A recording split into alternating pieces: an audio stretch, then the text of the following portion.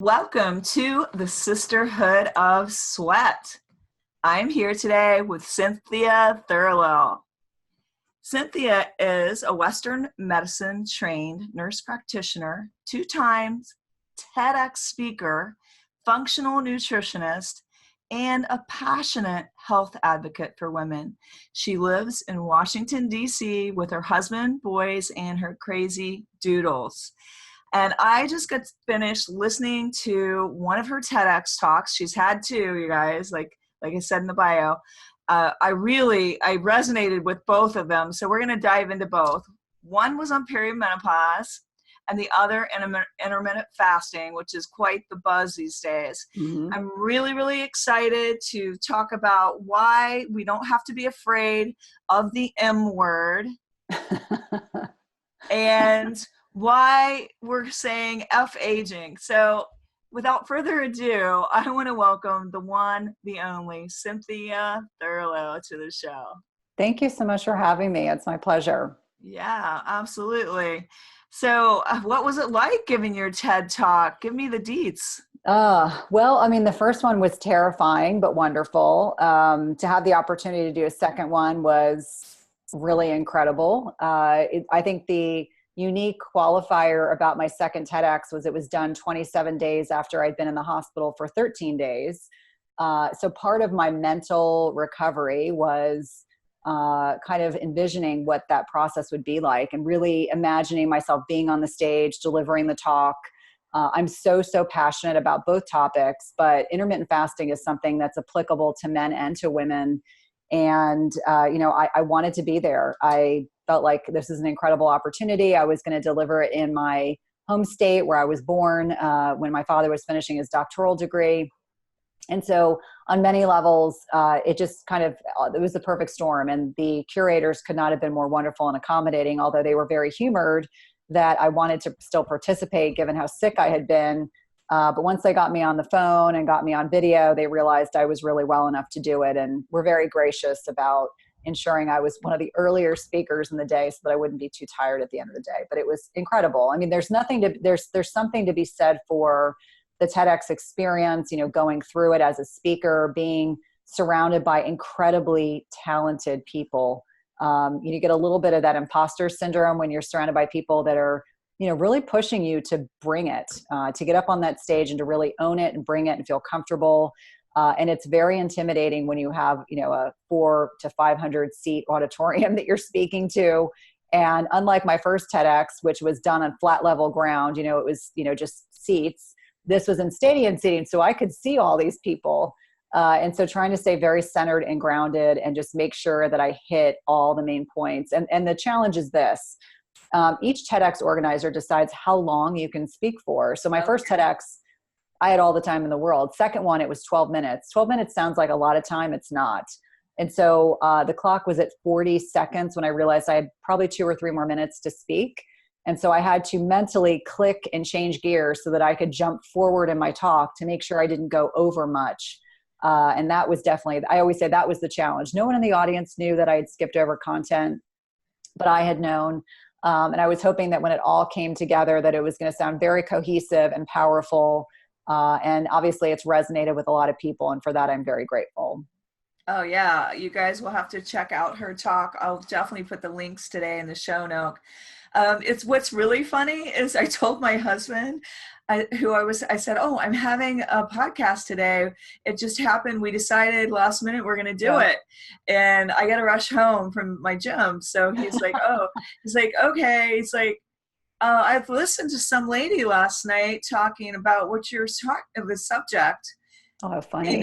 It was you. It was you. How funny. I don't know how he ended up on your talk, but I was like, how cool is that? That is he's cool. He's listening to it, and now I've got the guest right here, so we can ask her everything we want to know today. Yeah. Oh, how cool. And that's what's funny. I think TED somehow promotes some talks or the algorithm shifts. I'm not sure how that works, but I knew pretty quickly that it was going viral because it was getting so many views. In fact, my kids, they're 11 and 13. Every day they come home from school, they're like, Mom, how many views have you had?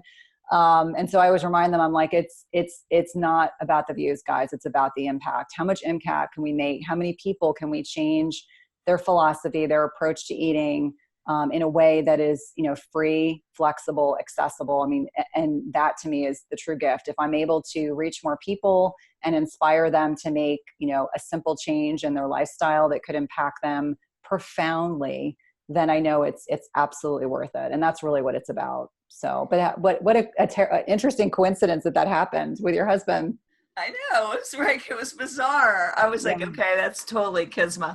So it was just like, so I'm excited to kind of dive into, I was reading your book and I was reading up on you, and kind of excited that we're on the same page on that.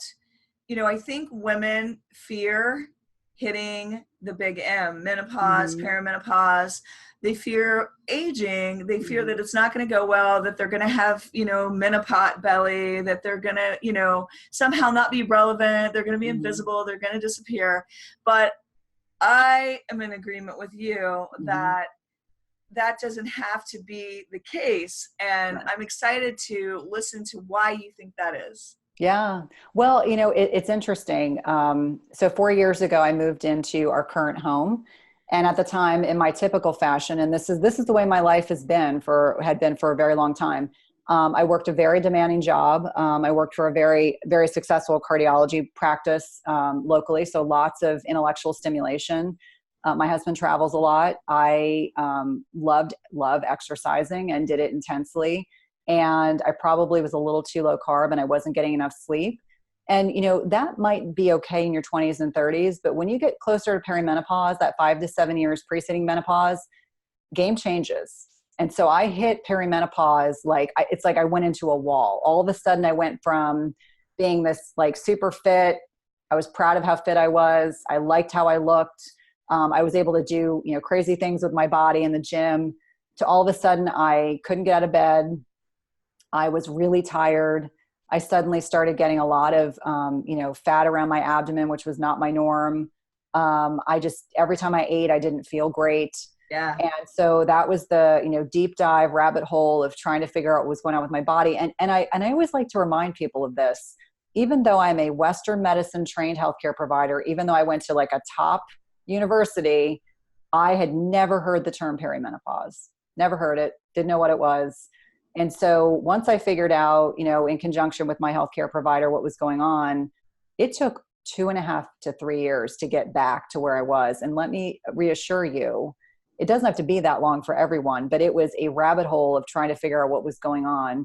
And it almost all starts in, the hypothalamus pituitary axis, which is a fancy way of talking about our brains and the endocrine system. And so if you're stressed out and you are eating too low carb and you're over exercising and you have a lot of stress in your life, if you're not doing proper nutrition, if you're not doing enough rest days, if you aren't dialing in on what foods work for your body and which ones don't, you are going to struggle a whole lot more with that transition. And so it doesn't need to be that way. But I have largely, over the past 3 years, built a thriving business on women feeling very left out in this time period. They go to their doctor or their healthcare provider's office, they get labs done, they're told everything's fine, but they're like, why am I still gaining weight? Why can't I sleep? Why is my libido in the toilet? Why do I look inflamed, puffy? I look at photos from 4 years ago and I'm like, I don't look like myself. And it's because I was so inflamed. And so it really comes down to the fact that there are strategies, there are ways to address this in a proactive manner. And I don't want women to feel fearful of getting older. I mean, I'm 47 years old and I will be 48 in August. My husband's 50 years old. He'll be 50 in September. He's 49 right now. He still plays lacrosse. He intermittent fasts. He's super fit. And I want to change the dialogue as it pertains to aging. I want people to feel empowered. I don't want women to fear it. I think in many ways, if women have spent all of their adult lives focused on the physical, they're going to struggle more. If they never develop what goes on in the inside, if they haven't done work on themselves internally, if they aren't connected spiritually and mentally with a higher power and purpose, they will struggle more. If their entire existence has been predicated on, I don't know how else to put it, TNA stuff, they're going to struggle more. But this is a natural function of aging. We will eventually cease having periods.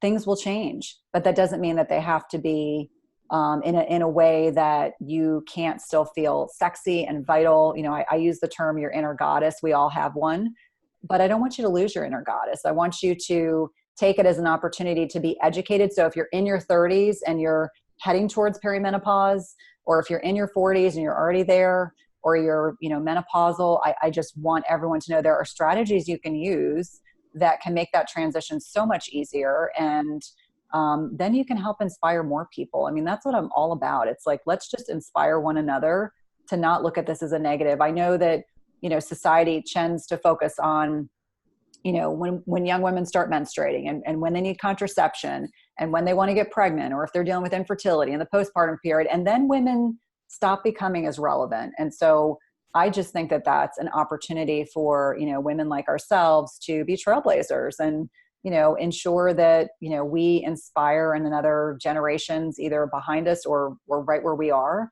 Let's try, just join a tribe of women that really want to change that dialogue. Let's change things for the better. Let's ensure that people understand that menopause doesn't need to be this like scary time period. I think women get scared and they start hiding out. Yeah. And they are embarrassed and a little bit ashamed because they don't understand why it's happening to them and why their belly's getting bigger, and they don't know who to go to talk to about it. That's why I think having these types of conversations is so important, because also a lot of them wind up not only that, but being depressed. Yes. They don't understand like what's going on in their bodies. And I think that it's important for them to realize that they could take charge of that. Absolutely. They just have to, find the resources, like listening to podcasts or going to the right doctor. And so I want to ask you, you're a big advocate of intermittent fasting. Now, how does that affect, is that a good thing for women that are going through menopause and perimenopause to try to do?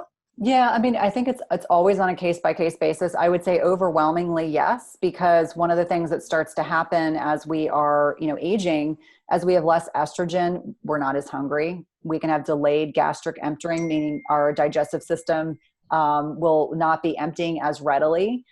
We recognize that we get these hormonal fluctuations and imbalances, and we tend to be more insulin resistant. So I'll use the best example. Most of us, we go out to dinner with our friends or our family, we might have a glass of wine, we may have dessert. Well, I know I can't do that anymore, because if I have a glass of wine and I have dessert, my blood sugar gets so dysregulated, I will fall asleep coming home, which, as you can imagine, if it's a date night with my husband, that's the last thing he wants to see me is falling asleep on the drive home.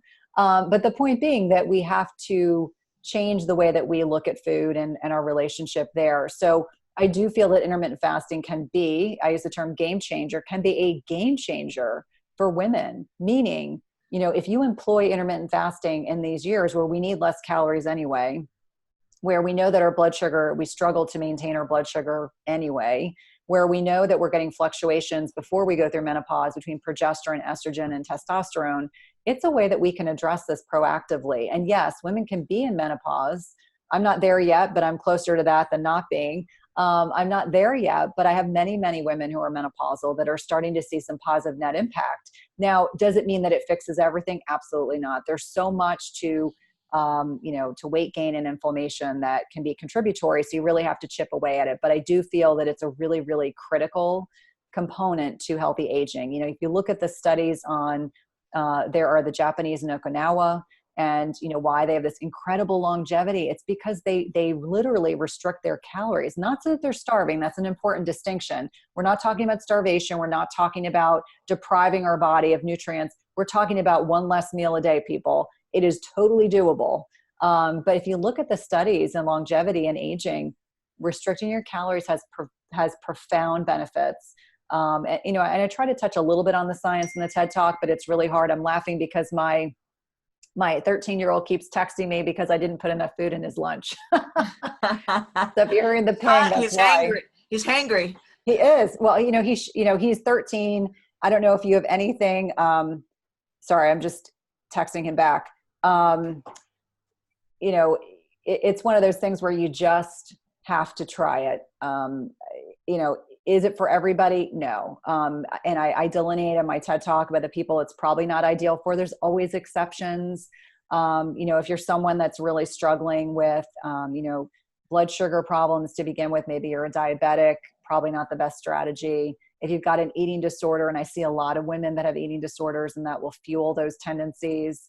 If you're someone that has, chronic health issues, I always encourage that you have a conversation with your healthcare provider. Then I always hear, well, what if my healthcare provider is not familiar with intermittent fasting? And I always say, okay, these are some great books to recommend to them. I think the more healthcare providers that are aware of the strategies, the more likely they'll feel comfortable suggesting these to their patients. And that's really what it's about. There's a researcher, Jason Fung, he's actually a nephrologist, so a kidney doctor. And he's someone that I look to as being a fantastic resource, just not only for me, but for my own female clients and patients. So definitely recognizing that it can be profoundly helpful. And it shouldn't be something to be feared. I think everyone's been conditioned to believe that we're going to fall off the map if we don't eat. And, that always, drives me crazy. I'm like, no. Our body's designed to keep that blood sugar stable. You don't have to worry about that. It actually speeds up your metabolism. Mm-hmm. And my husband and I have both done intermittent fasting, but also fasting, like where we fast for so many days and then just start introducing foods, certain ones back in. And we find that it just really helps you to reset. And yes. I find, like, I'm about to do that again. So this is really timely talk. I find for me being in menopause, and I've probably, I'm 56. I'll be 57 in September. You're 56. You look amazing. Oh, thank you. Oh my gosh. No, that's like goals. You look amazing. Thank you. Try to maintain that healthy eating. And I'm trying to learn all the things I possibly can so I can help everybody out there so they can transition smoothly. And a little smoother than I felt like I did, because I think I was fighting it every step of the way. And then you're in the middle of it and you're like, what the hell happened? I know. Well, and I think a lot of women really grieve the ability to conceive. That's a lot of what I hear, is that people are very, very sad about grieving the ability to get pregnant. And it's weird because I really didn't need to have any more children, but yes, you go through that whole grieving that you lost something's missing, you don't know where it went. Yeah. I personally woke up in the middle of the freaking night on fire. I felt like every hair was standing up on end. And actually, I don't have any hair on my arms anymore after that. What's funny? I was telling someone the other day, I was talking to one of my cousins, and I said, I mean, at this point, I maybe need to shave my legs twice a week. And they were like, what? And I said, that is one of the beneficial things, is that I don't have as much like body hair, which to me is fantastic. I'm like, that's great. I mean, and besides, I tend to forget to shave my legs anyway. So it's worked out really well. Like, I'm just at a point where I'm not thinking about that all the time. But yeah, your hair growth slows down, and not necessarily in a bad way. I still have a lot of hair. I lost quite a bit after my hospitalization, as I refer to affectionately, my healthcare hiccup that I had earlier this year. But yeah, I think that a lot of women grieve that. I think it'll be fun not to have to worry about buying tampons and, things like that. Well, there's a lot of benefits too, besides the fact of I woke up feeling like my life had forever changed and someone stuck me in a light socket. But I passed that now. I do bioidentical hormones. I was about to ask you, what are you doing? Yeah. And I have tons of energy most of the time. I have to not over exercise, because that was the thing I used to be able to do before. Yep. But it doesn't work so well now. So that's where you got to get more into your nutrition. Yeah. And that's critical. Your hormones. You got to, like, for me, I personally love the bioidentical hormones. I think they're amazing. It's a huge help. You've got to find the right doctor to go to that really closely monitors you and works with you. And if you don't want to go that route, I think there's plenty of natural ways to go. Well, and I think it gets tricky. I can tell you that when I finished my nurse practitioner program, my thesis, my graduate level thesis was talking about endometrial cancer. And that was at the heyday when women were told, don't take estrogen, it causes cancer. Well, it caused cancer because we weren't using progesterone as well at that time. And so I see a whole generation of women that are losing some of the cognitive benefits of progesterone and estrogen. So for me personally, and I get asked this question a lot, will I use bioidenticals? Yes, I will tell you why. No one wants a dry vagina, so that's number one. But the other thing to really think about, and I have to be blunt because let's just put it out there. Right, Nobody exactly. Thankfully, I'm not dealing with that problem yet, but that will eventually come as your estrogen levels plummet. But you really have to think about the cognitive net impact of lack of estrogen and progesterone in the brain. I want to stay sharp as a tack till the day I die. So I will absolutely be using bioidenticals. I have a wonderful local nurse midwife who we've already started having those conversations. I'm grateful that she started having those conversations before I went through menopause, because it really is helpful to kind of navigate what works best. Now, I do have clients that are on synthetic progesterone and synthetic estrogen. That is an option. For me personally, I want to try to use, bioidenticals, meaning estradiol, which is that naturally occurring estrogen, to use naturally occurring progesterone. I don't think that I will use testosterone. There are really great lab tests. There's something called the Dutch. It's a dried urine and saliva test. I really think that's the gold standard in terms of how to determine what you need for your body, because it helps demonstrate the breakdown of not only your sex hormones, testosterone, estrogen, progesterone and estrogen, but also cortisol and DHEA and all these other hormones that are so intricately involved. I'll share one kind of interesting fact with everyone, but progesterone is produced predominantly in the ovaries until we start getting closer to perimenopause and menopause. And then really it's the sole purpose of the adrenal glands to secrete progesterone. So that's why it's so critical when Linda talks about how critical it is for why she can't do the same types of exercise she did when she was younger.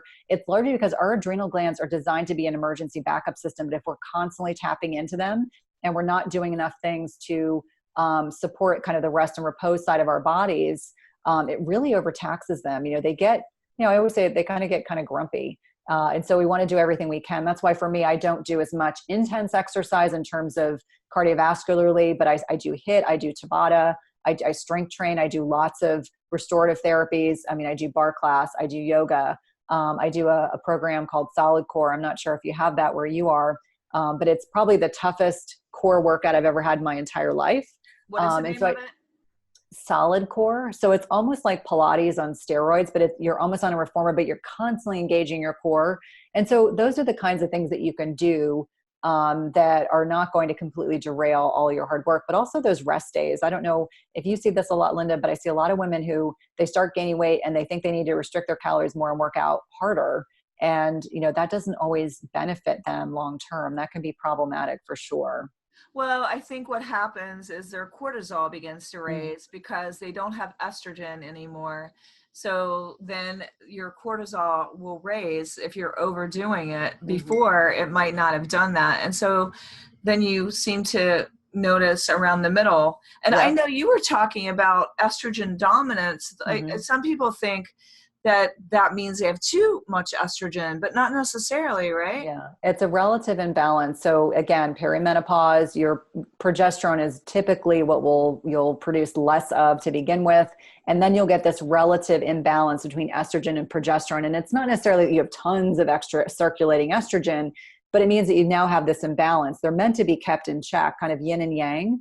Obviously, estrogen predominates in the first half of the menstrual cycle, progesterone in the second. But it's definitely one of those things that, you start thinking about what are other ways that we're getting exposure to excess estrogen. So we start talking about estrogen mimicking chemicals, things that we get in our personal care products or, plastics, things in our food, if you're eating conventional meat, if you're eating farm raised fish, if you're eating conventional dairy, all those things can definitely impact that in a negative way. But yeah, you're correct. It isn't that it's just all of a sudden you have too much estrogen, that you have this imbalance, and that can drive a lot of the symptoms. That's when women will start getting ablations because their periods get very, very heavy. I used to call it the crime scene. If God forbid I got caught in the hospital on a day I wasn't expecting to get my period, it was, problematic. But yeah, so very heavy periods. Yeah. Sometimes painful breasts, very bad PMS. Just kind of like the worst manifestations of those PMS related symptoms that people start to experience. And then weight gain. No one wants weight gain. weight gain is a huge pain point for everyone. I don't know very many people who enjoy gaining weight. I mean, I'm sure there are a couple. Maybe the bodybuilders in the gym want that for themselves, but most other people do not. So that can be definitely problematic for sure. So what do you say to the woman that is eating right, exercising, getting at least 7 hours of sleep, but for some reason her belly just seems swollen and puffy all the time? What would your advice be for her?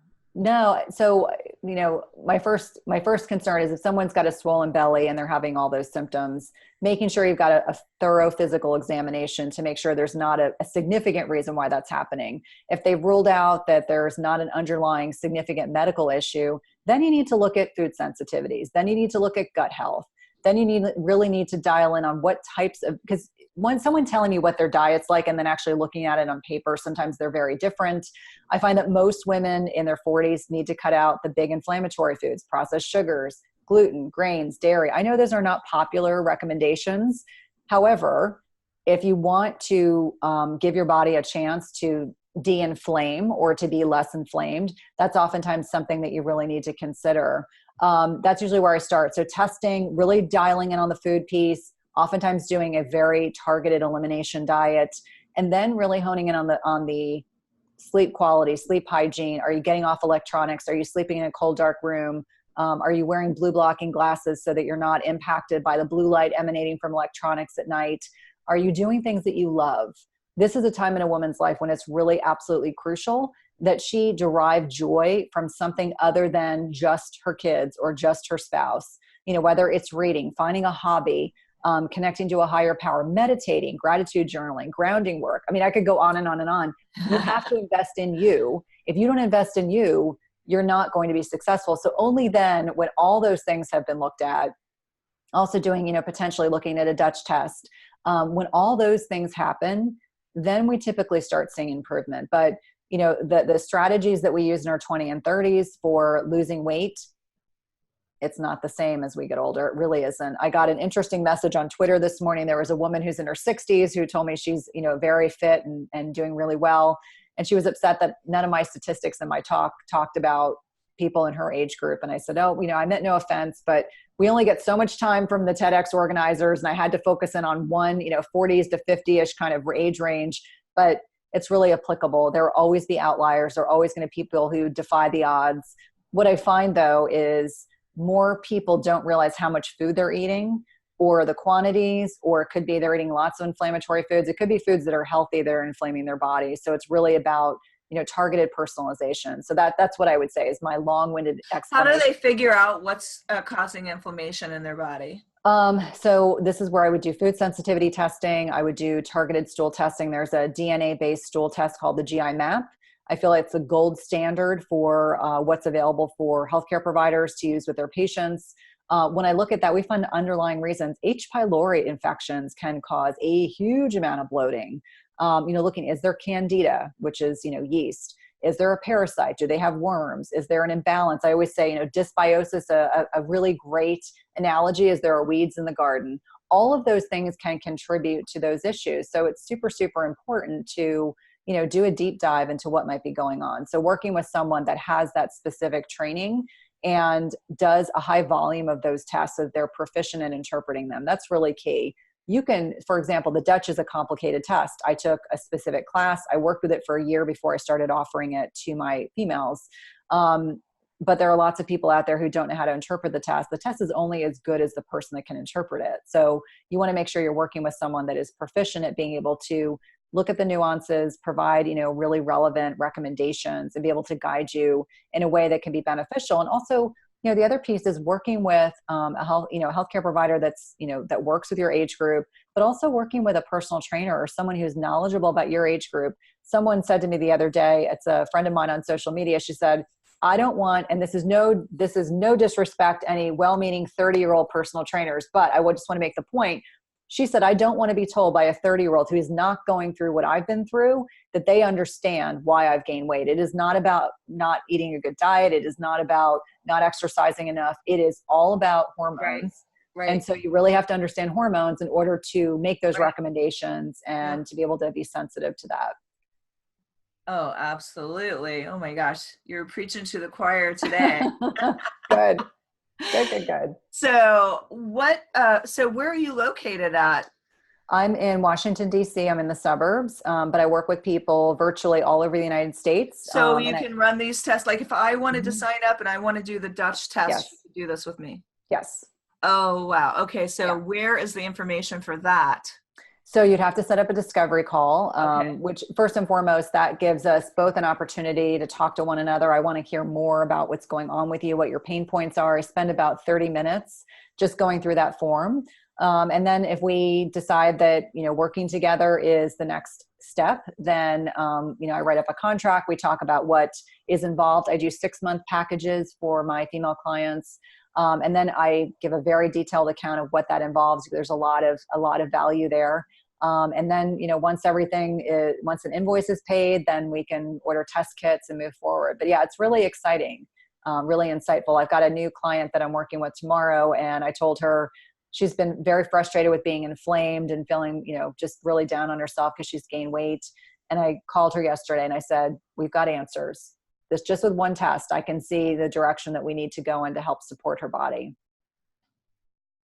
So your food can be inflammatory and Mm-hmm. your stress can be inflammatory Absolutely. and Absolutely. over exercising can Yes. be inflammatory. Yeah. So think about all the things we are conditioned to believe that are going to remedy the issues that we're struggling with are oftentimes the things that make it worse. So I'll give you another example. I do well on a low carb diet. I am not keto. Paleo for me works really well. I cycle my carbohydrates. If I don't cycle my carbohydrates, that puts an excess strain on my body. So, for me It being does grain, on your adrenal glands. yeah. And Yeah. so, being gluten grains free, people always ask, what in the heck do you eat? Well, sweet potatoes, regular potatoes, spaghetti squash are generally, root vegetables. I do fine with those things. You don't have to eat copious amounts of them, but that's what I do for my body. And so I teach my female clients that you can exist in a space without grains and gluten and you won't die.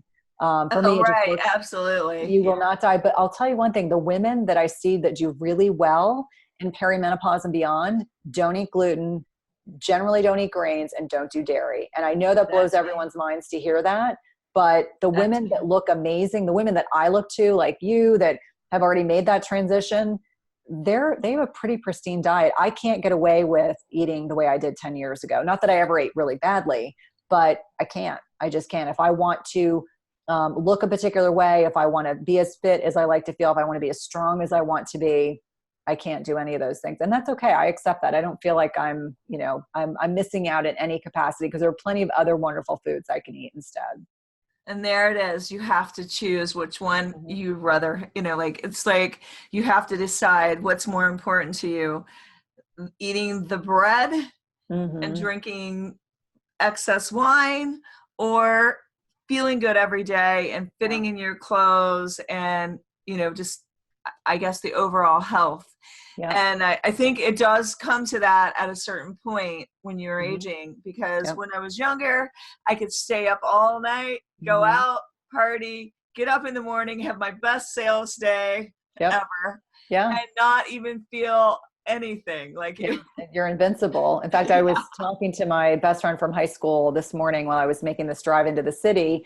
And I said, you remember when we were in college and we could stay out till 2 or 3 o'clock in the morning, and then we could get up and we would like wait tables at a golf course, a really nice golf course. And I said, how did we do that? Like the thought of me having 2 or 3 hours a night of sleep and being up all night, like drinking, I can't even fathom. But you're right. It's a choice. And that's what I remind people. You have to make a choice. What can you do long term? What is reasonable for you? I have some clients that will say to me, I will do this dutifully for 6 months, but I'm going to go off the rails when it's done. And I'm like, I only can educate you, and then you decide for yourself what's feasible. I just know for myself, the missing link were the inflammatory foods. I was doing everything else right. I had dialed in on stress. I wasn't exercising excessively. I was doing all the right things, and I'll be darned if the things that came up on my food sensitivity test, once I pulled them out, I lost 8 pounds, and I'm tiny. Like I'm a petite person. 8 pounds was, that last bit that I just could not get rid of. And I was like, heck, never would have guessed. And so now I just don't eat those foods. and I don't miss them, and I have plenty of alternatives, and I don't feel deprived. And so for me, it was a mindset shift. It's, what do you want more? And for me, I'd rather be, healthy and not have my clothes be tight and not look, I physically looked puffy. Prefer that I just look like my normal healthy self. That was more important. And it's funny because it's not always the foods you would think. My last guest that I had on from New Bloom Media, she basically it was almonds. Almonds were inflammatory to and her. So it could be healthy foods. Like I couldn't eat avocado for a year. And then when I got out of the hospital and I had to gain back weight, I was like, let me see if I can, add in some more healthy fats, because I can't just eat nut butters all day long. That was more than what I could manage. So. Well, and I will say that one of the biggest things, I took the advanced hormone course from Integrative School of Nutrition, and I've worked with quite a few leaders in this field because I want to have a really well-rounded book. And one of the things I discovered was what you're talking about was just, it's like at this stage in the game, adding more good fats and really actually helped my hormones to operate better and for me to feel more balanced. And it seemed like the more good fats that I had, the more satiated I was and more satisfied that my meals made me too. Yeah, absolutely. Absolutely. And I think, when I started as a nurse practitioner in 2001, back then, the mainstay was fats are bad, low fat is good, non-fat is even better. And so for many years, that was the ongoing discussion I had with my patients, which makes me cringe now. But of course, then I learned better. And now I do a lot of retraining, especially for women in certain age groups that fear fats. They are terrified of eating fats. And so it becomes this, push-pull of trying to encourage them. Yes, you do genuinely want to eat these things. They really are beneficial. Finding balance with that and, finding some degree of normalcy. And so we start with, small amounts, trying to explain if it says non-fat or low fat, throw it in the garbage. If it has things you can't pronounce, throw it in the garbage. Talking about the inferior fats, the canola oil, soybean oil. I did a whole video recently just talking about how I went through Trader Joe's, and those were the only two requirements. No canola oil, no soybean oil. It was very hard to find products in that store that I would purchase that fit those two criteria. So the point being, the more we can educate one another, the better off we're going to be long-term making those choices. And nutrition is really key. People don't give it. You can't out-exercise a crappy diet. Maybe in your 20s and 30s you can. Total game changer in your 40s. If you're north of 40, can't do it anymore. Well, and like Mrs. Hot, who's going to be on my podcast soon, she's a hoot. She says in her book that, getting joints replaced is not sexy. Like you can't, if you're going to over-exercise when you're like in your 50s, 60s, 70s, getting joints replaced is not sexy. No, I remember how many patients of mine, they thought nothing of, okay, I'm going to get my knees done. I'm going to get my hips done. I'm going to get my shoulders done. I'm like, good Lord, it is, you don't want that. You don't want that for yourself at all. So so basically I'm finding you should treat yourself the way you want to be. Like, as you're aging, you have to take these things in consideration. Like, if you've worn out your joints, you're probably going to have a few replaced. So I think the good nutrition that you're talking about today is key. It's key for people out there to be able to have the quality of life that they want, to be able to do the things they want to do, but not to overdo them. Exactly. And it's all about balance. This is not to suggest that you shouldn't enjoy a martini on occasion, that you shouldn't have whatever delectable dessert, your loved one has made, but just don't do it every day. We just don't have the bandwidth anymore to be able to treat our bodies like it's not important. A good example that I like to provide is that, I was very healthy before I went in the hospital and got sick. And so the reason why I didn't die in the hospital, the reason why I rebounded so quickly was because of how healthy I was before.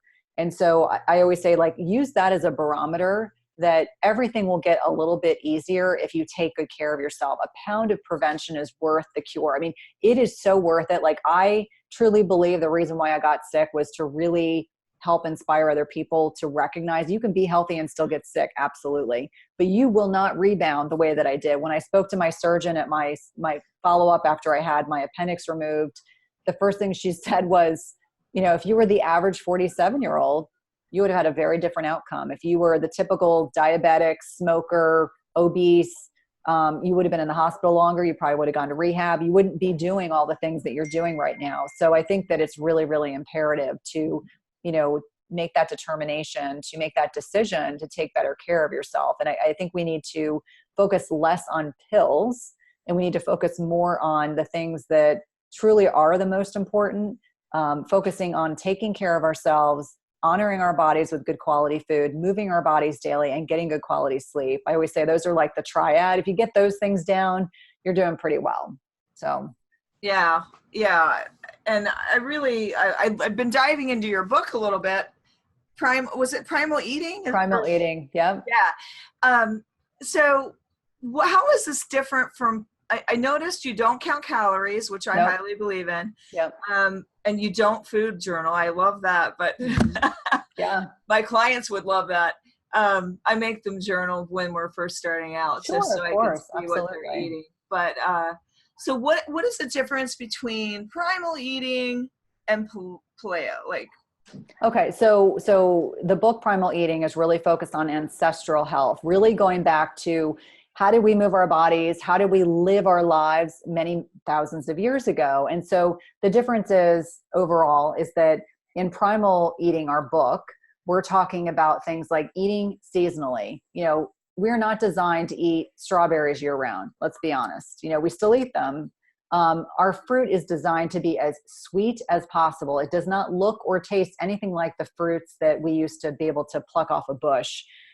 Just thinking about, food scarcity. So, one day you may eat a feast because you've made a kill and you've eaten an animal, and then you may not eat for a day or two. So we talk about fasting, how vital that is, recognizing that it's not about that every single plated food has to be perfect. That is something that I try to retrain my clients with.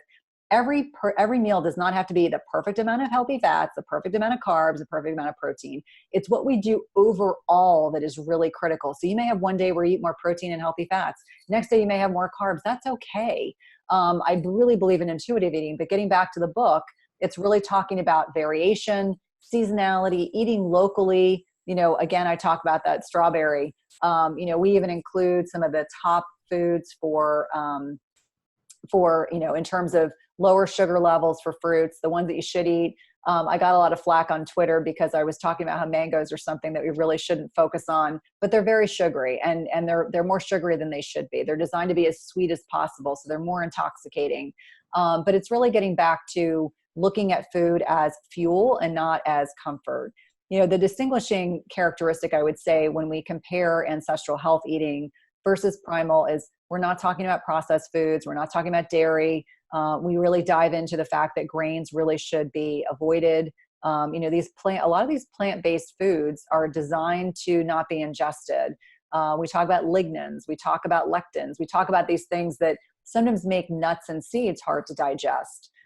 We didn't touch on soaking and sprouting because I felt like we were, it was getting so complicated, but really making you more aware of the fact that we get back to basics. You start eating less processed food and you start eating more real food and you start eating things that are more seasonal and you start eating more variety. We've become a culture that's very food monogamous. People are going to have chicken nuggets. They're going to have French fries. Kids aren't eating many vegetables anymore. Adults aren't eating much vegetables, and corn and carrots and potatoes do not count, people. We need things beyond that. So that's in a nutshell. Chris and I, my co-author, really spent a good amount of time, really talking on an intellectual level about what we wanted the book to represent and how we felt that this could really be a different book. I probably have every nutrition book that's written. Considering I've read everything, I definitely felt this was unique and different, really kind of spinning us through comparing, an ancestral health family with a current day family that's obese, consuming tons of sugar, isn't getting quality sleep. They're over attached to their electronics and how that has a really detrimental impact on their health overall. So why should we not eat grains? I believe that grains are, well, first of all, it's bioindividuality. Some people tolerate them, some do not. I believe that they tend to be highly inflammatory. Rice is taken over as a grain that a lot of people are consuming because it is gluten-free. So you're seeing a lot of rice flours, rice meal, things like that.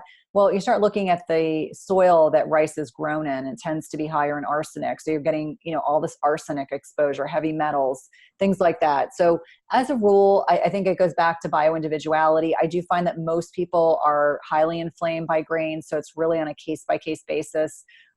People talk about pseudograins like quinoa and things like that. I think if you really want to do grains, you should do the ancient grains. Those are things like amaranth. Quinoa is a seed. It goes back to the same thing, but really looking about what works best for you. I do a lot of quinoa. Yeah. And so really thinking about what works for your body. For me, I just don't do well with that stuff. It impacts my blood sugar in a negative way. There's a book by Rob Wolf called Wired to Eat. And he talks about how everyone has a different threshold for how well their body digests carbohydrates. And by carbohydrates, I'm really referring to potatoes and corn and things like that.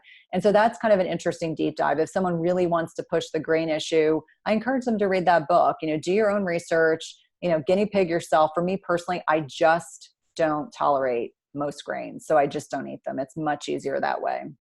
One of the things we did through the hormone course that I took we tested our blood sugar after fasting. And then you introduced food back in to see how it triggered you or spiked your blood sugar. So that was kind of a cool little test. And it kind of went along with when I had a what do you call it when they cut the hair analysis? HTMA. Yep. Yeah. I had that, and I had the blood test where it showed me that I didn't metabolize sugar very well. So when I added in some oatmeal and some other things, it spiked my blood sugar up pretty high. Yeah. And so it's those kinds of insightful things. A lot of my female clients have glucometers. And so, we really talk about what's your blood sugar when your feet hit the floor in the morning. I've got quite a few women that, they're in perimenopause and their blood sugars are way higher than they should be. And they're thin. They're not 100 pounds overweight. They're not 50 pounds overweight. They might be 5 or 10 pounds above where they want to be, but they're becoming insulin resistant. And so what can we do proactively to improve that? And so, it's all about dialing in back to the basics. Let's go back to making sure we're sleeping every night, making sure we're eating, putting the right, combination of foods together, making sure that we're dialing in on stress. And stress is huge. If it can't be overestimated, stress is crucial. So definitely want to make sure that you're conscientious about that as well. What about coffee? Is this something that you're for or against? I'm probably one of those weird people that I don't like coffee. I don't drink coffee. My husband doesn't like or drink coffee. And so when we first got together, we were laughing. We're like, we're probably the only two people in our 30s that don't drink coffee. I think coffee, if consumed in small quantities, high quality coffee, organic, really being conscientious about the quality of where it's sourced, so it's not sprayed with a bunch of pesticides.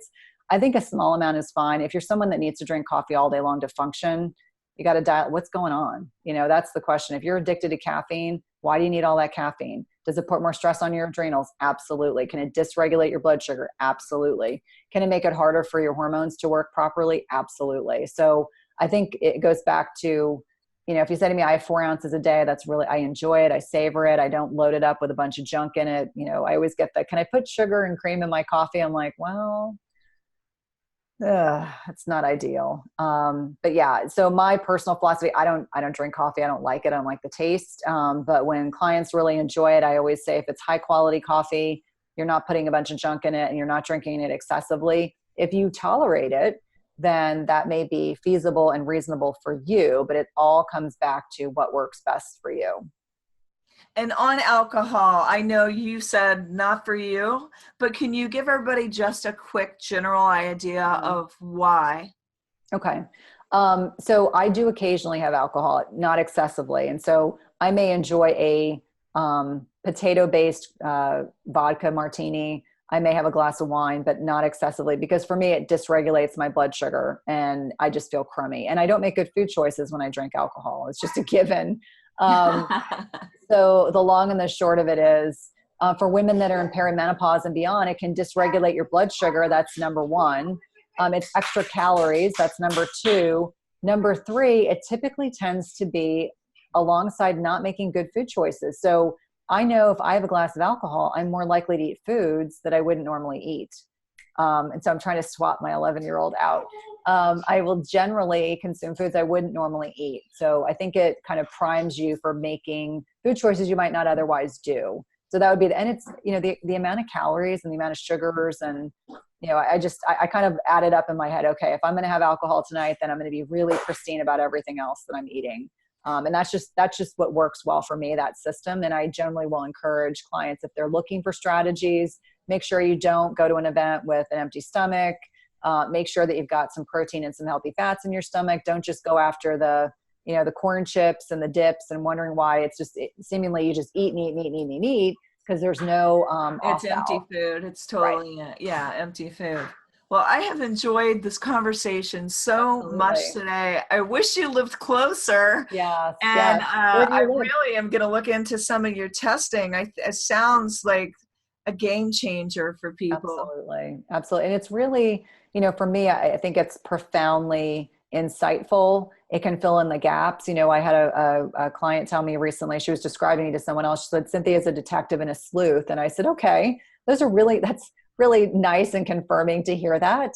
But certainly it's one of those things where you want to work with someone that's going to be able to do that deep dive for you, that's going to spend the time. And, when you work with someone that's Western medicine trained, they can work concurrently. Like I always say, I play well with others. There are a lot of groups locally that will refer to me and we can work concurrently. It's not a kind of one size. It's not a us or them kind of mentality. I always say someone needs to be a captain of the ship, but you definitely want to be working with people that can ensure that there's nothing else going on. I love that. I just want to acknowledge you so much on being so knowledgeable about health and really being that light and that voice on empowering women as well as men. So yeah, absolutely. Well, and I always say, my first talk wasn't focused on men per se, but if you have a loved one that's going through that transition or before they've gone through, or make sure you understand what your mother was behaving like when she was going through, it really is for everyone. So thank you so much for having me on. Thank you so much. And where can everybody reach you on social media and get your book? Yeah. So www.chtwellness.com is my website. I am CHT Wellness on Facebook as well as Instagram, Instagram at CHT_wellness, and Twitter, I'm also CHT Wellness. But yeah, you can find me. I'm all over the place. You can definitely find the book on my website, and we are doing it in Insta stores. We're kind of pushing it everywhere. But if you have any questions, don't hesitate to reach out. Awesome. And what are 3 simple tips you can leave with the audience today? That's a good one. Okay. So first and foremost, drink more water, filtered water. Most of us are dehydrated chronically, and that can contribute to all sorts of issues. It can contribute to fatigue. It can contribute to poor sleep. It can contribute to food cravings. Secondly, high quality sleep. I can't emphasize it enough. It is absolutely imperative 7 to 8 hours a night of high quality sleep. And that means cold, dark room. If you're going through perimenopause and menopause, you may be already sleeping in a very cold room. But super important. And for sure. Yeah. And I told my husband the other night, it's all about me. At this point, it's all about me. If I need the temperature on 67, he has to just freeze and accept it. Ensuring that you get off electronics 60 minutes before bed. And if you're needing to be on electronics after 6 o'clock at night, blue blocking glasses, you can buy Uvex or Swanwick, are both on Amazon. And then I would say lastly, eat healthy fats with your meals. Don't be afraid of fats. I'm a big fan of ensuring that you plate or you're thinking strategically protein and healthy fats with every meal. That will get you the most benefits from what you're doing. And then think about your carbs. Carbs are important. They're not meant to be eliminated, but we need to be less focused on carbs. Usually when people are building their plates, it's like carbs first, and then they worry about everything else. No. First the protein, then the healthy fats, then they add in the carbs, and it should be a smaller portion than what most people think it should be. Wow, those were really three really good tips. And Thank I'm you. gonna have you send me some of what you recommended so I can put it in the show notes. Absolutely. Happy And to. I just want to thank everyone for listening. Make sure you go on iTunes and give Cynthia a great review because this Thank was you. very informative. Thank you Thank so much, you. everybody. Such Thanks. a pleasure. Thanks.